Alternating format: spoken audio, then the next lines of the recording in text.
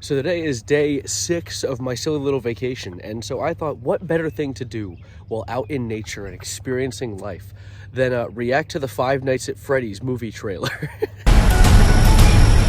Also, I'm near where I usually stand. I'm usually right over there by the water, but I'm lost in the grasses. Actually, I'm going to stand by the water because I hear a car coming. But yeah, we're going to react to the Five Nights at Freddy's trailer. I was going to break it down into segments of like 10 seconds each because there is a lot to unpack in this one. I'm not exactly a Five Nights at Freddy's genius. Also, I got a new shirt. You like it? I'm not exactly a Five Nights at Freddy's genius, but I've been playing the games for a while. I was obsessed with the lore for a little while because why wouldn't every neurodivergent high schooler spend a year learning everything about Five Nights at Freddy's? But for now, we're going to be getting into it. Also, I'm day 6. I'm sick. I don't know if you can tell my lymph node is inflamed. There's a bug. Get away from me, you freak. Maybe I'll feel better. I had pneumonia going into this vacation, so I think the antibiotics kind of opened me up for some infection, and that's why my sunburn made my knuckles red. But anyway, enough lore from me. It's time to get into the lore with the funny bear who murders people. Hi, this is Mike. I was just calling to see if that job that you offered was still available. Yes. The security guard. I will take anything. So this first 10 seconds actually had something to unpack, surprisingly enough.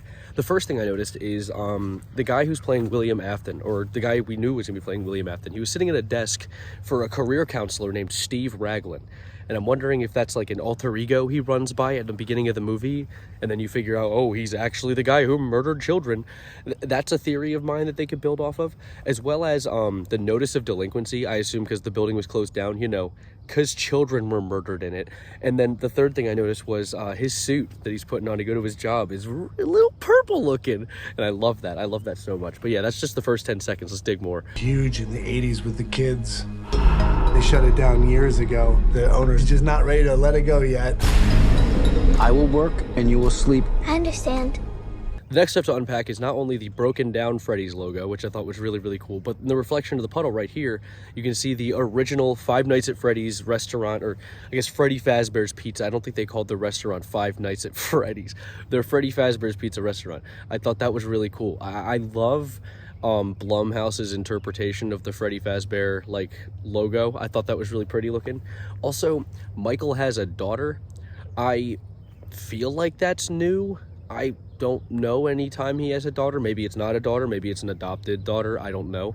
But and also I haven't brushed up on my FNAF lore in quite a hot minute, so that is a little weird. And also I guess her sleeping in and also walking into the building with him maybe is just going to add some more stakes instead of just guy in building scared of funny furries. Give me your hand.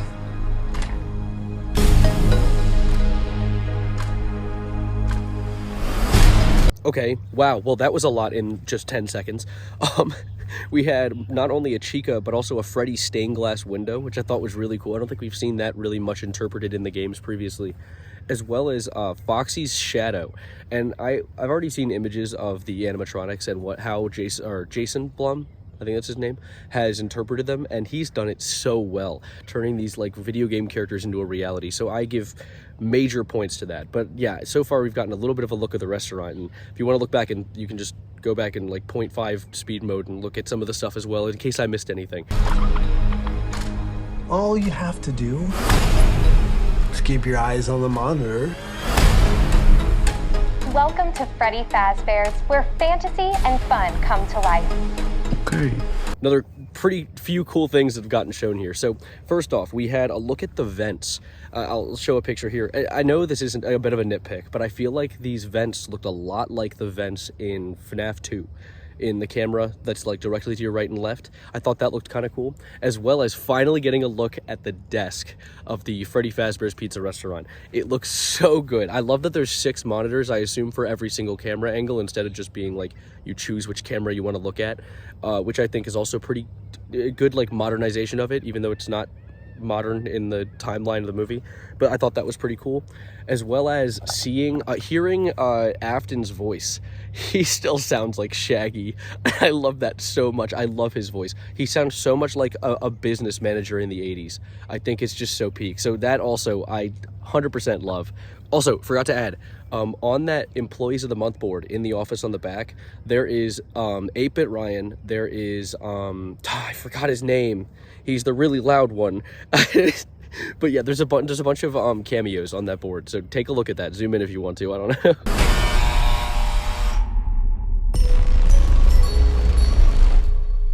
You must be new security guard. Can I help you, officer? Have you met them yet? Met who? Them.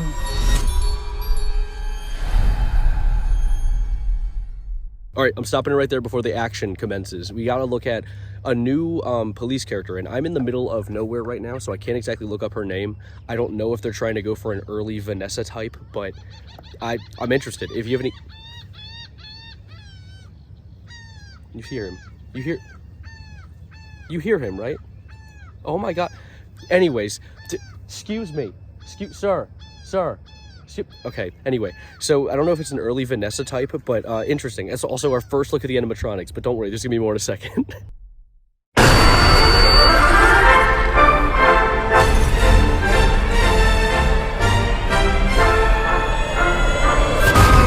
Next, we have our wonderful listen of the Toreador March. That is wonderful hearing that in live action, even though it's music, so it never really isn't in live action. But that was really cool to hear, as well as a look at the toy shop. You could see the Chica mask and the Foxy mask. I recognized both of them from Amazon because I almost bought both of them. So that's really funny to see, as well as 2 different Funko Pops, that like Funko Pop plushies. I loved seeing that on the shelf as well.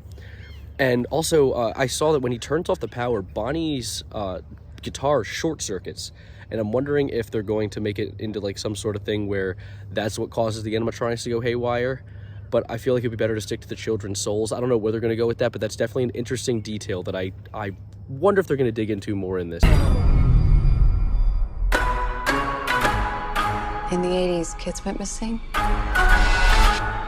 The police searched Freddy's top to bottom. This part I was by far the most hyped about. The camera angles. You got to see the actual security camera angles in the restaurant from when he clicks through them on the desk. That part is honestly the main thing I wanted to point out. There wasn't many other big things aside from her just being like, children die. We can't find them. Lol. We know they're in the suits. But yeah, that was such a cool little detail. But anyway, there's more to go into here. So let's keep digging. Hello? They never found them. That's why the place shut down. There are ghost children possessing giant robots. I had to look at the ghost children, but as well as the people breaking into the restaurant with like the crowbar and everything, and the dude getting murked in the closet by Bonnie. I'm wondering if that is the parents of the children who died going to get revenge and then all getting murdered by the animatronics.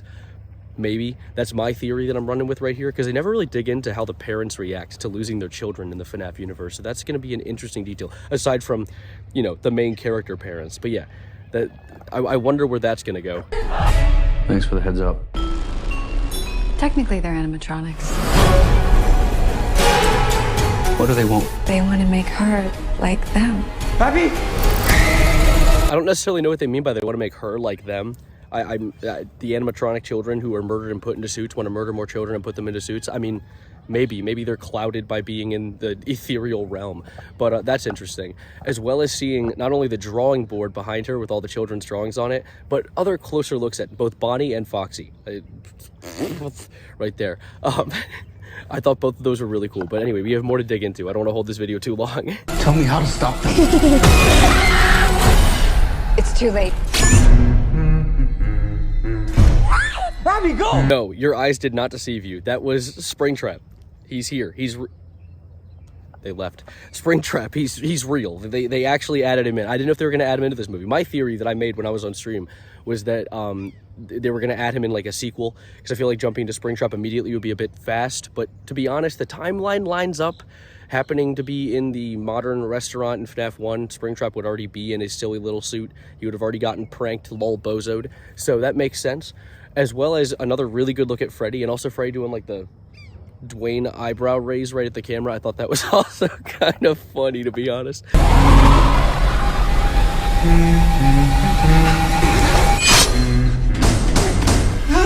All right, another one with a lot to unpack. First of all, another really good look at Springtrap with the white eyes. The white eyes look so good. nutting myself. But also another thing, him beating the dude up in the fountain, I don't think that was Afton, considering Springtrap exists. So I'm wondering who he's beating senseless in the fountain. It could be someone who works for Fazbear. It could be maybe the reason he can't get a job. Maybe he's a criminal because he beat someone up. Criminal. Maybe because he beat someone up in a fountain for some reason. That's just something that I had a thought.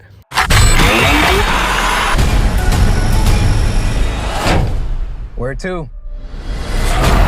Why do I always get the weirdos?